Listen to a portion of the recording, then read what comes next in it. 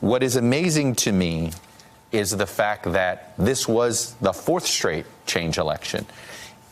And this is the fourth time, frankly, that there hasn't been much of a leadership change for either party. Well, that's it exactly. That, in fact, in each iteration, the leadership has gotten older. Yeah. And I mean, some might call it more experienced. There you go. There you go. I'm in favor of that. Actually, yes, I know. The older we get, I know experience is a good thing. Yeah. We offer our sage advice. Yeah. But no, I mean, the contrast becomes starker and starker. And I also would note that these are all white people. They're all basically old white people, and that was not the message of this election. Right, exactly. Yeah, Ramesh? It is a diverse and interesting group of new Democrats, and it is the same old Democratic leadership. I do think that one thing that you could say defending this leadership is, look, Republicans have spent many years campaigning against Nancy Pelosi. Didn't work. And it didn't work. Yeah. That's right. I mean, the argument that she was a drag on the ticket, I think, is a little hard to make at this point. You know, it's interesting, Ruth Marcus, neither McConnell nor Pelosi are very popular with voters. Monmouth did. Who should be the next Senate Majority Leader? McConnell got picked by 14%. Someone else got picked by 33%. 52% had no opinion, which I think is the real base of a leadership election. Nancy Pelosi, same question by Monmouth. 17% picked Pelosi to be the next speaker. 45%, a little bit higher, wanted someone else. 38% no opinion. At the end of the day, you hear all this griping about McConnell, the Bob Corkers of the world and all this stuff, gripe about McConnell, or the Tim Ryans and others will gripe about Nancy Pelosi. But you can't beat somebody with nobody. Well, you can't beat somebody with nobody, and the two of them have more in common than you might think, and more in common than their unpopularity. Right? Yes, and certainly than they would want to admit, which is they are very effective legislative leaders of their caucuses. And so Mitch McConnell has overseen a transformation of the federal judiciary, the confirmation of 2 Supreme Court justices. He made a very controversial decision, holding up, filling the Scalia seat. That translated well. Nancy Pelosi, not only can you not beat something with nothing, but she is somebody who oversaw bringing back the Democrats to power after years out of power with the biggest new majority since, I think, 1974 among the Democrats. So, I mean, one question that you might want to ask is, why is there all this talk about whether we're going to replace Nancy Pelosi when she just helped engineer, certainly, a very big legislative win for her side? I think the concern Democrats have when you talk to these House Democrats is the idea that she becomes the spokesperson for the party. Mitch McConnell is not the spokesperson for the Republican Party. That's Donald Trump, for better or for worse. And that's the concern these House Democrats. They're like, you know what, behind the scenes, she's fantastic. But is she the face of the party for the next year while the Democrats figure out who their actual face of the party is for the presidential? Well, and in many cases, the Republicans have won by demonizing her and making her this polarizing figure, you know, the California liberal, the rich California liberal who's not like you. And it is a challenge for Democrats to figure out how to employ the ways that and empower the ways that she is incredibly useful and instrumental. She raises more money than anybody, right? And she has her fingers on essentially all of the levers, to Ruth's point, that will make a difference in whether Democrats can be successful now that they have the majority. But it will be a challenge to redefine her and to kind of get behind her in a way that doesn't further the Republicans' argument that she's leading a charge to someplace that Americans don't want to go. Now, one thing, and I think, Ruth, you and I were talking about this earlier, that she has a lot of credibility on is sort of orchestrating how the House is going to focus itself.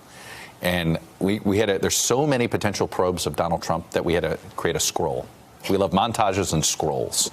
So let me show you the scroll, Ramesh, and it's every potential House investigation.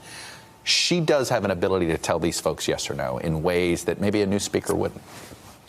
She's got a lot of respect from a lot of Democrats for her ability to herd cats, her ability to get tough votes across the finish line, witness Obamacare, especially in 2010.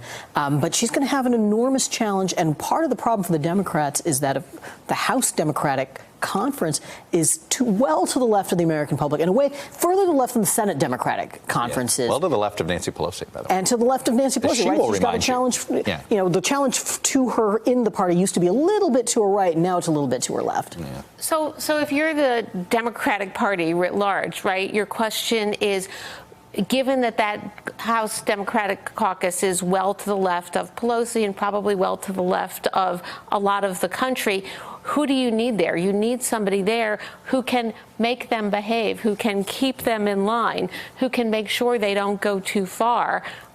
She may not be the best outward-facing face of the party, but she's maybe the most effective disciplinarian internally. Okay, but what do you do for these new members who did go out on a limb? Connor Lamb, I've had many of them on. Abigail Spanberger. These are people that won very tough races, really were impressive campaigns.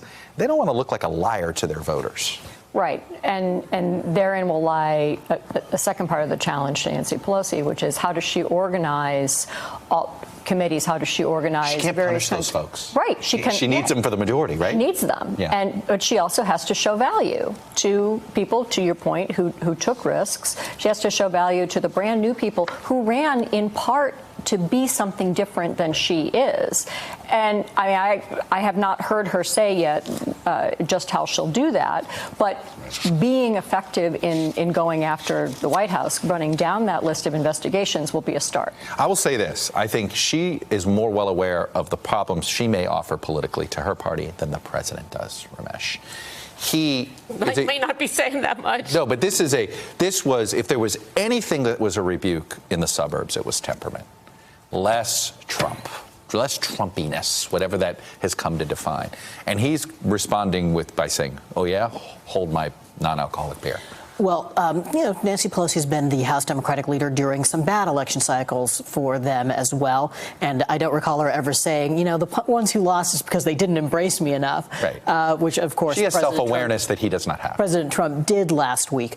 Of course, President Trump has offered her an escape hatch that maybe we Republicans should give her a few votes to put her in the speakership. And actually, there have been some discussions among some Republicans about the idea of getting some reforms and in return helping her. I think that would be enormously difficult in both parties for any such. I was just going to say, explain it to either base, right? Like, how do you pull that one off? But it would certainly make for an interesting situation. Look, House Republicans went ahead and went McCarthy instead of Jordan, went with the guy that knows how to talk to Trump without being overly Trumpy. However, if you're Kevin McCarthy, what are you selling? Look what I did in California. It's a tough assignment. I understand why he won, because the alternative was Jim Jordan, and I don't think that party's ready to go down full Trump. But that's a tough sell. He's got a tough job. He's got to manage an unhappy, now minority caucus, and he's got to manage a not entirely reality-based president who doesn't seem to recognize that his side lost the House or recognize the consequences of that. And by the way, he's going to also have to manage, however much Pelosi does or doesn't manage to keep them in place. This is going to be a new world where they're not just in the minority, but they're in the minority against a very energized House Democrats who are going to be making trouble for his president. The irony to this House Republican minority is how useless they're going to be to governing. And I say this not dismissively, it's just that the House Democrats were needed to fill in the gaps when the Freedom Caucus were ready to blow up our economy. And Paul Ryan knew, okay, I can get these folks. There aren't those. There isn't the sabotage the American government caucus inside the Democratic side. So the House Republicans, they get to just basically catcall. Well, right. I mean, in many cases, it's a better position. If you're in the minority anyway, you might as well be in the minority that actually be in the most useless part of the minority you could be, which is the House. The virtue of low expectations, right? I mean, a lot of the semi-moderates, people who actually could have been a check on the entire process, didn't even run, right? So I mean, they're not even gone. They're not. It's not that they're gone. They checked out, and they're the ones who lost. So, well, and then those the that did run, a lot of them lost. Yes. Carlos Right, Curbelo, exactly. or actually, helpfully, the president ran down that list of people. Yes, Mia Love. No love for me. Actually lost. Nice try, Mike. Poor Mike Kaufman. Good job, Mike. But yeah, so what McCarthy has going for him is, one, he's got less responsibility now that he's in the minority, and also he's got a more homogenous party than he used to have because it's more ideologically cohesive as it's smaller. Hurting one culture. Yeah, exactly. Yeah. What about the Senate Republicans who basically responded to that awkward Senate Judiciary issue of all men, and they got Joni Ernst? Enough? Well, that's one more. I mean, I'm having a flashback to the olden days of the Clarence Thomas and Anita Hill hearings when there were none. One is better than none and would have been better for them during the Kavanaugh hearings. They wouldn't have had to import the prosecutor woman. My only question on Joni Ernst is she's now in leadership, getting ready for her first reelect. That's like you're acquiring extra baggage potentially, and if she gets through it, then she could be very powerful. But it's a of all years to test leadership, it's a risky one, isn't it? Yeah, well, they didn't have a lot of choices among them. Yeah, right. I mean, and she's not only up for her first reelection, but it's a reelection in, as all senators are, in a very different electorate than the one you had the first time, because there was a midterm electorate in 2014, and it'll be a presidential electorate in 2020. Just like every first reelection is the hardest. I mean, it is the one you're most likely to lose as an incumbent senator is that first one. The rise of Liz Cheney. Why do I feel like this will be that's the most interesting new person that's been added to the stew on the Republican side? I was waiting for you to mention Liz Cheney. I mean, she's a really interesting person. I knew her when she was at the State Department 10 years ago. She's very capable. She's very smart, and she says whatever she thinks. And I expect her to do that in this. But she's. It's been interesting. It's funny, Ramesh. I mean, we've all known her frankly, anybody in this town's known her for a long time. Boy, ever since she's gotten to Congress, she's behaved, I guess. She's not as chatty as she used to be. I think she certainly has some ambition.